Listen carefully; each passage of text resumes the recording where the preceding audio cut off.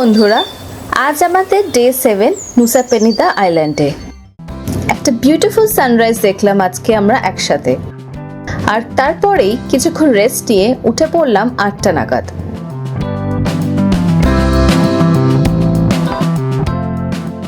দিনের এক এক সময় এক এক রকম ভাবে সুন্দর হয়ে ওঠে এই সমুদ্রটা।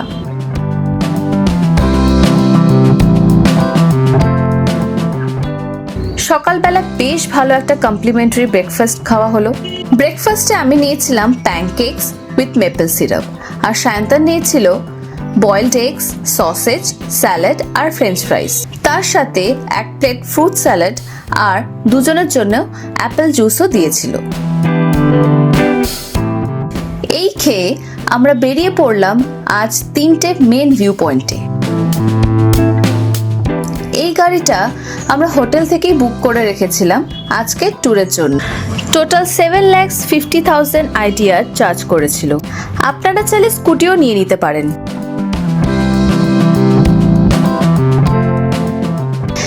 এদিকে রাস্তাগুলো একদম পাহাড়ের মতন, চড়াই উতরাই নিয়েই এঁকে বেঁকে চলেছে।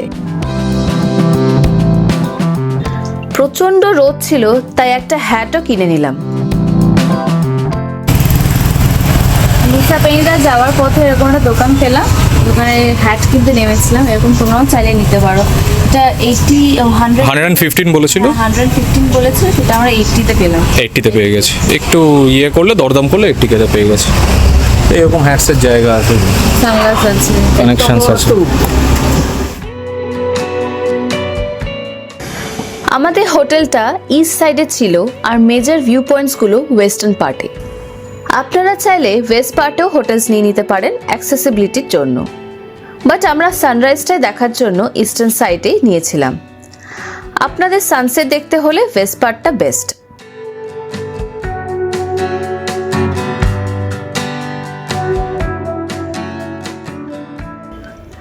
আমরা ফার্স্ট স্টার্ট করব কেলিংক্লিং বিচ দিয়ে। আমাদের হোটেল থেকে কেলিংক্লিং বিচ প্রায় 1.5 ঘন্টা লেগে গেল। এই নামলাম আমরা কেলিংক্লিং বিচের দিকে যাওয়ার জন্য। এই সাইডেও অনেক হ্যাটস আর ব্যাগসের দোকান আছে, চাইলে এখানেও আপনারা কিনে নিতে পারেন।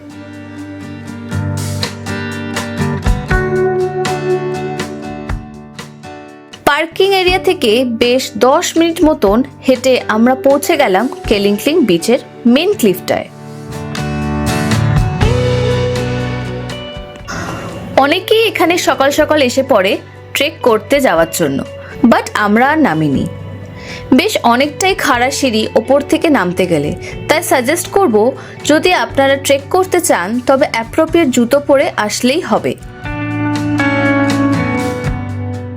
ওপর থেকে ক্লিফটার আরেকটা সুন্দর ভিউ দেখায় আপনাদের, চোখ জোড়ানো সৌন্দর্য।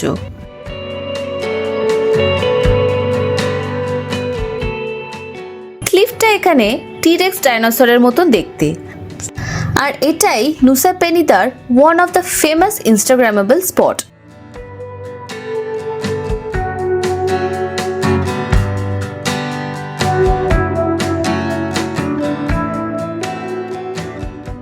এই ক্লিফের ওপরেই এখন একটা কনস্ট্রাকশন কাজ চলছে, লিফট নামানোর জন্য নিচ অব্দি।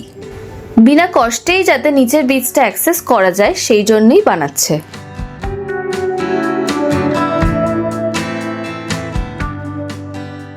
ক্লিফে বসে আমরা দুজনেই ছবি তুললাম, যার জন্য নিয়েছিল 10K আইডিয়ার।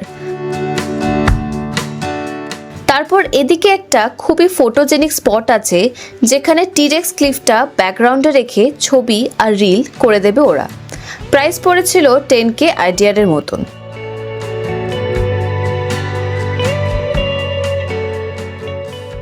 এরপর আমরা বেরিয়ে পড়লাম অ্যাঞ্জেল বিলাবং বিচের দিকে, যেটা এখান থেকে প্রায় 30 মিনিট লাগে গাড়িতে।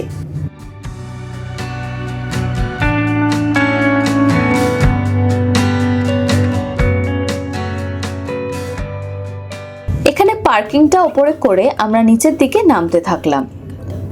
আশেপাশে কিছু লোকাল খাবারের দোকানও আছে, আর স্টেশনারি শপসও দেখলাম।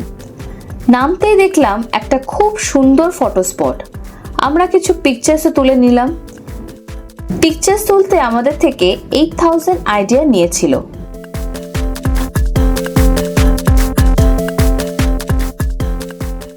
এরপর আরেকটু নামতেই দেখতে পেলাম নুসা পেনিদার iconic natural infinity pool angel Billabong. এখানে কোনো এন্ট্রি ফিস নেই।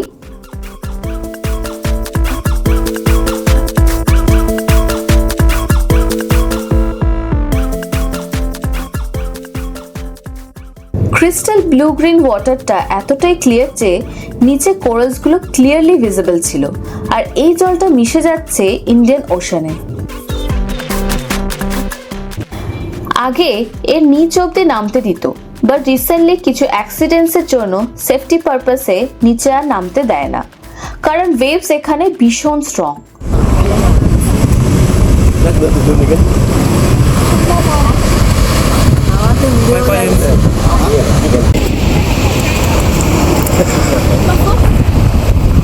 아까 거기도 바위도 가고 하나 사라진다 그러더니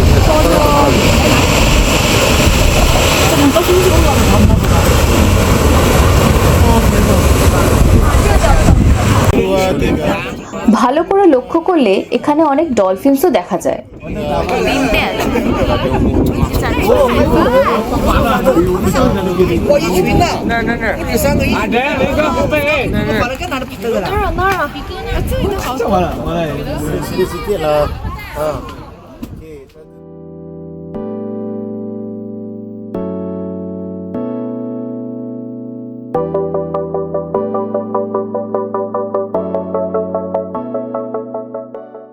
এরপর এঞ্জেল বিলবং এর থেকে ঠিক পায়ে হেঁটে 5 মিনিট চলে এলাম ব্রোকেন বিচের দিকে। কোনো এন্ট্রি ফিস নেই এখানেও। এই জায়গাটার লোকাল নাম হলো পাসি উগ, যার ইংলিশ ট্রান্সলেশন হলো ব্রোকেন বিচ।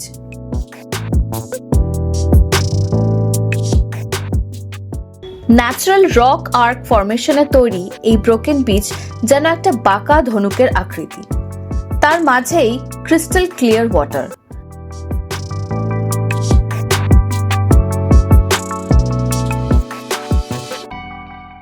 এখানে আপনারা নিচে নামতে পারবেন না, যা দেখার উপর থেকেই দেখতে হবে।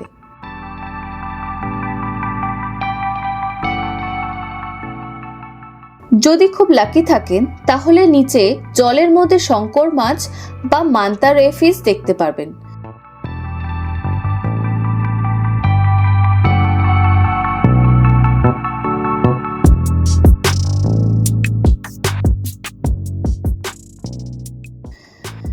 এখানে বেশি রাশ থাকলেও এরিয়াটা এতটাই বড় যে ক্রাউড ইজিলি ম্যানেজেবল থাকে। এই জায়গা নুসা পেনিদার one of the best sunset spot.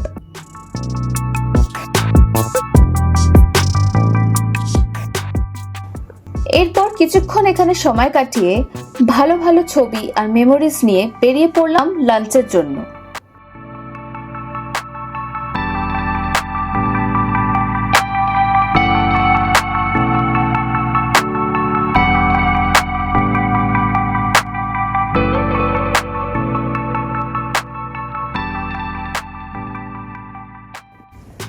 প্রায় 3টে নাগাদ এসে পৌঁছালাম একটা গভীর পার্বত্য জঙ্গল এলাকার মধ্যে, যেখানে আমরা লাঞ্চ সেরে নিলাম।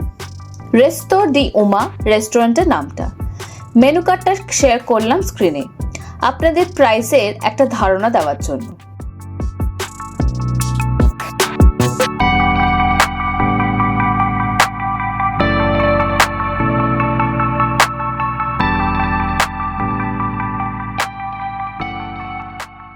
এরপর আমরা সানসেট দেখার জন্য লাঞ্চ করে বেরিয়ে পড়লাম ক্রিস্টাল বে বিচের দিকে।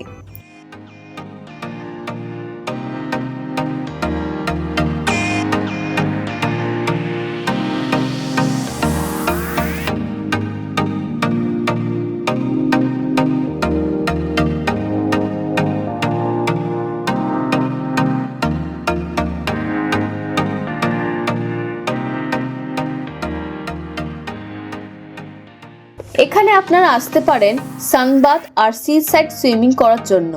এটা একটা perfect spot for scuba diving. আমরা একটা লাউঞ্জ চেয়ার নিয়েছিলাম 2 লাখ আইডিয়ার প্রাইসে।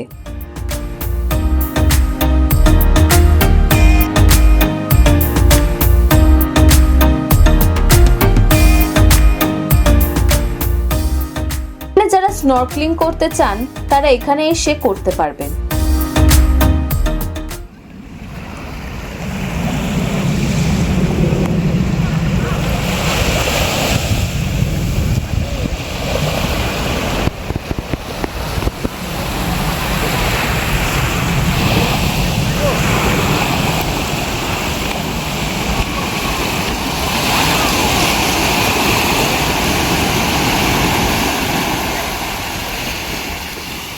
মিড ডে টাইমে ক্রাউড বেশি থাকে, তাই পিসফুল এক্সপিরিয়েন্সের জন্য আর্লি মর্নিং বা সানসেট টাইমটাই বেস্ট।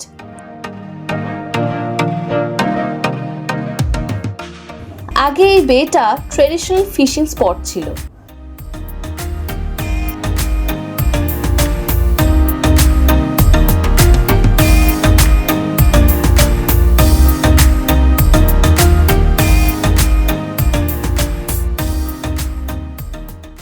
দূরে অনেক কটা ন্যাচারাল রক ফরমেশন দেখা যায়, যেটা একটা সারিয়াল ভাইবস দিচ্ছে।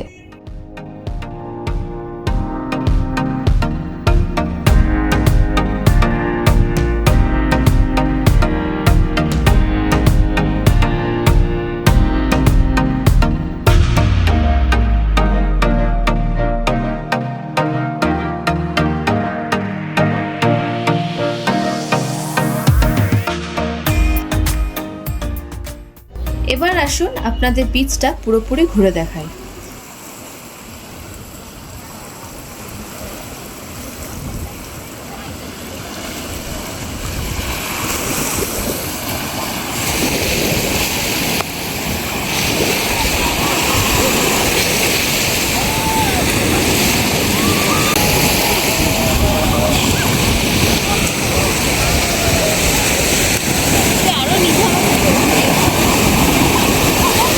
আস্তে আস্তে আসো না, হাঁটতে হাঁটতে।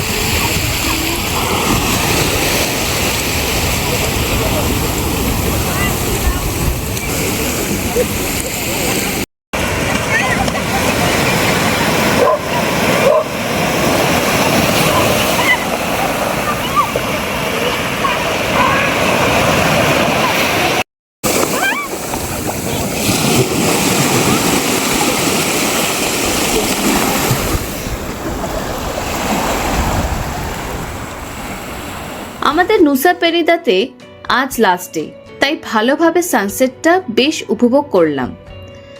এরপর 6টা নাগাদ আমরা বেরিয়ে পড়লাম হোটেলের দিকে। কাল আমরা নুসা পেনিদা ছেড়ে চলে আসবো বালিতে। আজকে এখানেই শেষ করলাম ডে 7। শিগগিরই ফিরছি ডে 8 এর ভিডিও নিয়ে। টিল দেন ট্রাভেল করো, এক্সপ্লোর করো আর মেমোরিজ কালেক্ট করো।